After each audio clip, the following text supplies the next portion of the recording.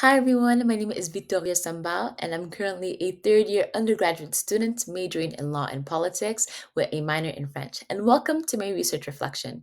The project I'm sharing with you today is just one of many examples of exciting and meaningful research initiatives happening all over our campus.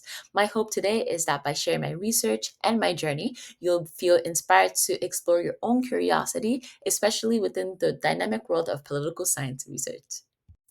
As I mentioned, my name is Victorieuse, but I also go by Vicky. Again, I'm a third year undergraduate student majoring in law and politics and minoring in French studies. Outside of academics, I'm deeply involved in a number of extracurriculars, including being the co founder and co-president of the CJCR, or the Chapitre Jeunesse du Clos Richelieu, and currently serving as the co-VP of the Outstanding Scholars Student Council. In my free time, I love reading, writing, playing volleyball, and of course, video games as well. I'm passionate about advocacy, equity, and growth, and I hope to pursue a future career in law. My dream is simple, and that is to become the best version of myself, travel the world, and eventually get into law school. Other projects I'm included in include the Faces of Racism project, where I serve as a bilingual research assistant. I am also the UWSA Student Respect and Empowerment Office Coordinator, and I'm also a youth minister at the Toronto Family Church in my home city. I'm currently working as a research assistant and the co-author on a project titled Adaptation stratégique, culture, langue et communication numérique des élus au Canada, or in English, Strategic Adaptation, Digital Culture, Language, and Communication of Elected Officials in Canada. I've had the absolute incredible honor of working alongside Dr. Emmanuel Richet from our university and Dr. Vincent Renaud from Emerson College. The research explores how Canadian politicians tailor their digital messages when speaking in French versus English, particularly and especially in bilingual writings. By analyzing social media platforms like X, or formerly known as Twitter, and Instagram, we look at how the tone, structure, and how the overall content is communicated depending on the language used. What we've discovered is that language choice goes beyond just a simple translation.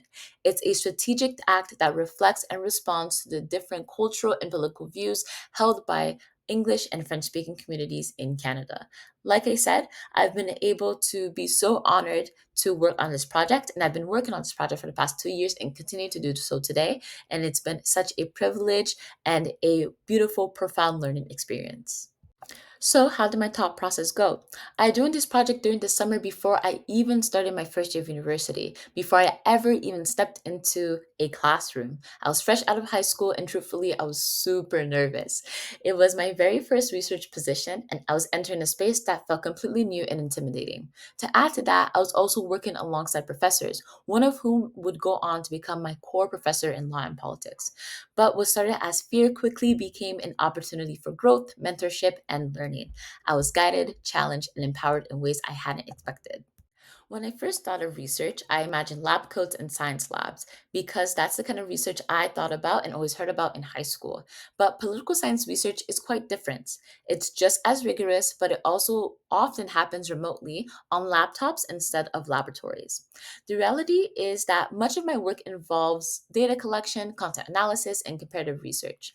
I also thought that I'd be a part of a massive team, but in reality, the work was so much more intimate and individualized, which allowed me to grow my skills and confidence while receiving direct mentorship from experienced researchers.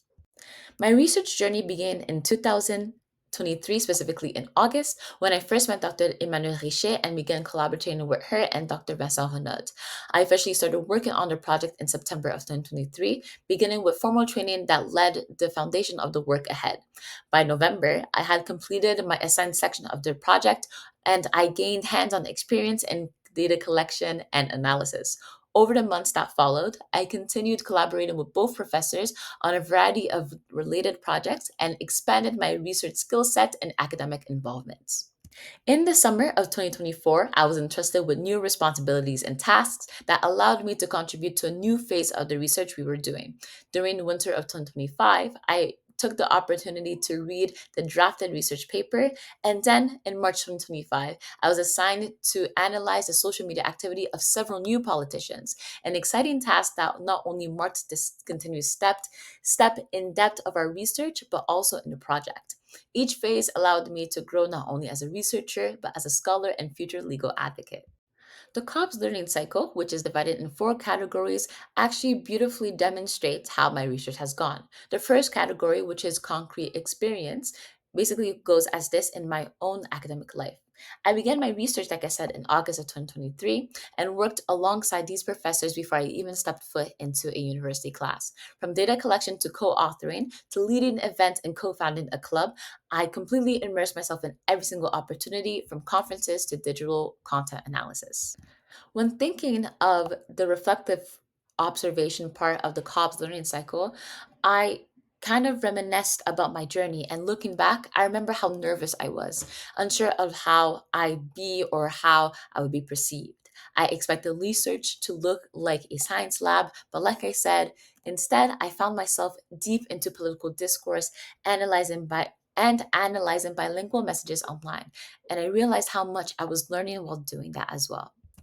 When it comes to abstract conceptualization in this section, I've realized that through these experiences, I should say, I learned that research is so much more than just information.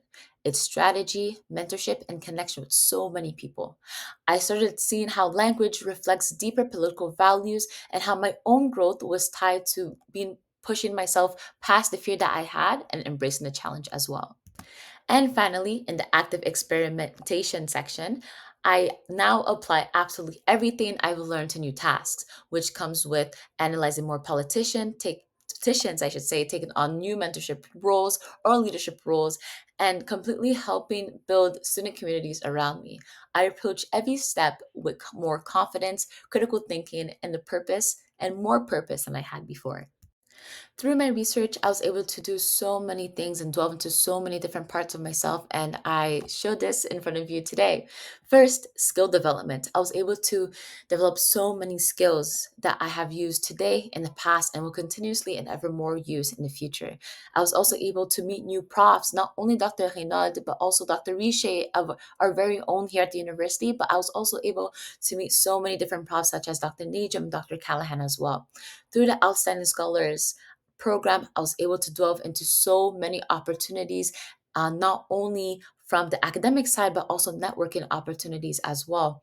Because of the Outstanding Scholars program, I've also had such like the chance to access additional research placements such as the Faces of Racism project, even outside, like I said, of the OS frame. And that is thanks to the credibility and preparation of the program and what it has provided. There's so many initiatives that I was also able to take up on. And in addition to my research work, I was also able to work and collaborate with fellow outstanding scholars on so many different initiatives, such as You Will Discover, and even take on leadership roles within the Outstanding Scholar Student Council as now the co-VP, but as I first actually started as the events coordinator. These roles allowed me to explore advocacy, event planning, and mentorship as well.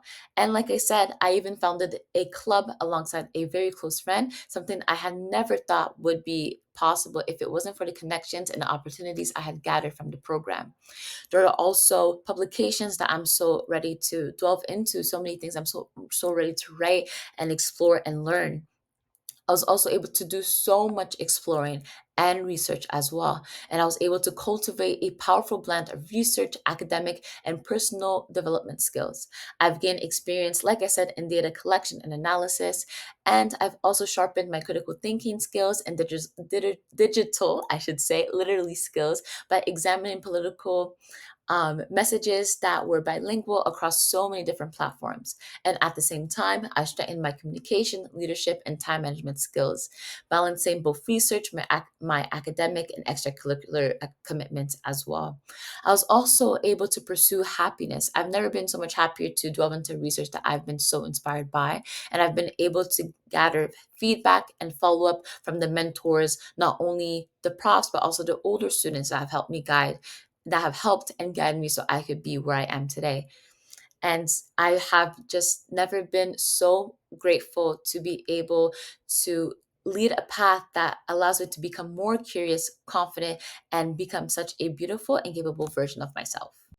So, what are my contributions in the project? In the first phase of the research, I was able to collect data from five politicians over the course of a 3-week time frame on both X and Instagram. And in the second phase, I have collected more data from several politicians and almost tripled the amount, so basically 16 politicians, and gathered that data for research.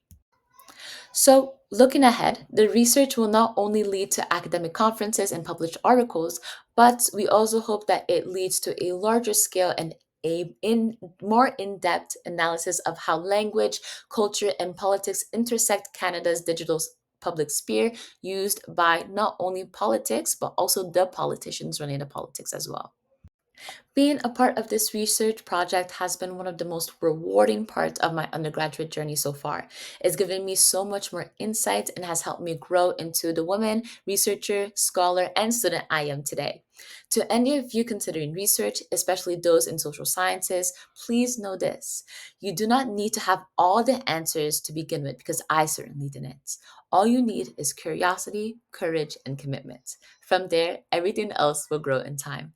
Thank you so much for listening to my research podcast and research reflection, I should say. And I hope it encourages you to explore your own path in research.